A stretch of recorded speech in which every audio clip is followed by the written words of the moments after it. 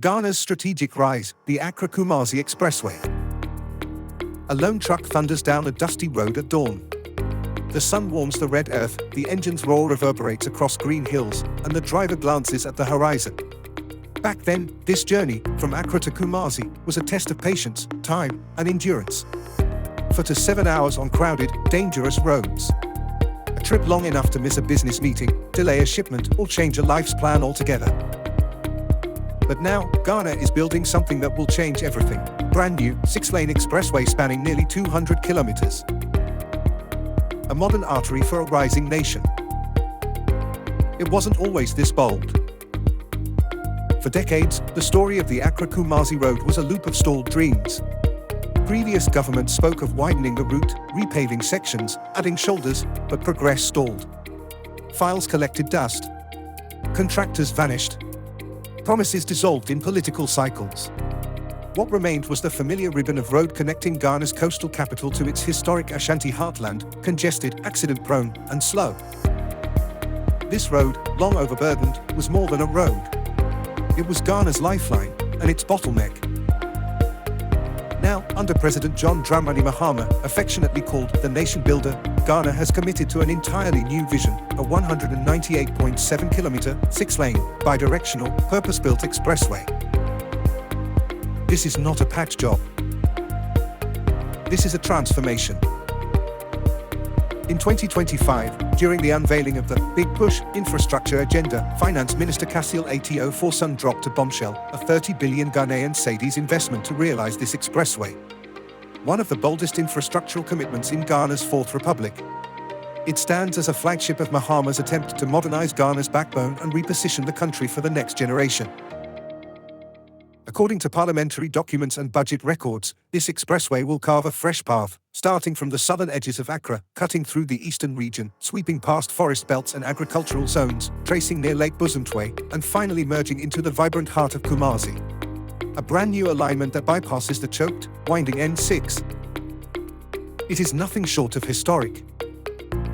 8 major interchanges are planned: Accra, Adeso, Asamankes, Akiem Oda, Ofos, Lake Bosumtwi, and 2 major interchanges in Kumasi.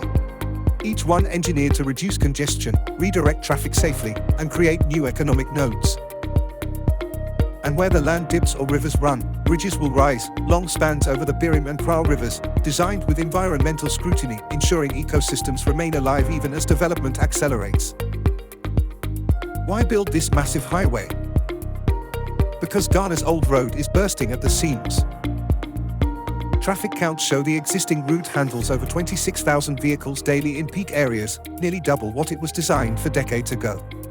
And travel times? A painful 4 to 7 hours, depending on weather, breakdowns, and human traffic. Mahama promises that with the new expressway, that journey will shrink to around 2.5 hours. Just imagine, halving your travel time, slashing transport costs, improving logistics efficiency, and smoothing the vital trade flows between Ghana's political and commercial capitals. A new era for business, trade, mobility, and safety. Experts call the Accra-Kumasi Expressway more than a road, it's a national artery. Civil engineers describe it as Ghana's first truly controlled access, high-speed expressway. Urban planners predict the rise of satellite towns, logistics parks, industrial zones, and real estate booms along the corridor. Some even say the expressway could anchor Ghana's future as a West African mobility hub, connecting north-south trade routes with unprecedented speed. Picture this. Along the route, service zones will spring up, filling stations, EV charging points, restaurants, hotels, fire stations, cafes, maintenance yards, restrooms, and safe parking areas for long-haul truckers. A journey once dominated by potholes and uncertainty will now offer modern comfort and convenience. This is development with intention. For thousands of construction workers, engineers, surveyors, and suppliers, this project isn't just concrete, it's opportunity. Analysts predict tens of thousands of jobs, both direct and indirect. Welders, architects, hospitality workers, security personnel, roadside vendors, all poised to benefit from the construction and operation of the expressway. But with ambition comes skepticism. Can Ghana really deliver such an ambitious highway in just 3 years? Critics argue the timeline is too aggressive. Some worry about the complexities of land acquisition, community resettlement, and environmental approvals. Others raise concerns about funding. The expressway will operate as a user-pay toll road. The question on everyone's mind: how much will commuters pay?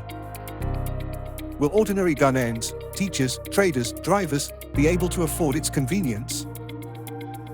The government insists the tolls will be calibrated, fair, and flexible, with alternative free routes for those who need them. But the debate continues. Then there's the environment. The highway cuts through forest belts, river basins, farmlands, and community settlements. The Birim and Prau rivers, lifelines for ecosystems and thousands of households, must be protected. Engineers promise stringent environmental assessments, wildlife corridors, runoff controls, and sustainable construction practices. Communities along the corridor watch with cautious optimism. They welcome development, but fear displacement or disruption. Their voices, too, becoming part of the national conversation. Yet, even with its challenges, the vision holds strong. President Mahama describes the expressway as his signature legacy, not out of ego, but necessity. Ghana's economy is growing. Traffic is increasing. The old ways cannot carry the weight of the future. We are redefining mobility in Ghana, he says. We are building for today, and for generations yet unborn. Imagine a business executive leaving Accra at dawn and reaching Kumasi by breakfast. Imagine tomato trucks arriving fresh and on time. Imagine ambulances reaching referral hospitals in record speed. Imagine students, families, and traders traveling with safety, comfort, and dignity. Once completed, the Accra-Kumasi Expressway could become a symbol of Ghana's rise, an emblem of vision meeting execution. Think of the ripple effects. Satellite towns emerging near interchanges. Warehousing centers feeding industries across Ashanti, Eastern, and Greater Accra. Agricultural zones gaining quicker access to markets. Manufacturers shaving hours off logistical delays. Tourism hotspots, from Aburi to Lake Bosumtwe, becoming easier to reach. This road could anchor a 24-hour economy, unlocking night logistics, long-distance freight, and non-stop mobility. But perhaps its most powerful impact will be psychological. For decades, many Ghanaians believed massive infrastructure belonged elsewhere: Dubai, South Africa, Europe. This expressway challenges that belief. It declares that Ghana can dream big and build even bigger. Ghana stands at a critical junction. The choice is not merely between an old road and a new one. It's between stagnation and modernization, slow growth and rapid transformation, regional isolation and continental integration. If the Accra-Kumasi Expressway is completed as envisioned, it will be remembered as a turning point, a national breakthrough that reshaped how people, goods, and ideas move across Ghana. In the years ahead, when the rumble of trucks blends with the hum of electric cars cruising smoothly over that high-speed asphalt ribbon, Ghanaians may look back and say, "This was the road that changed everything." Africa Unleashed, telling the stories of a continent on the rise.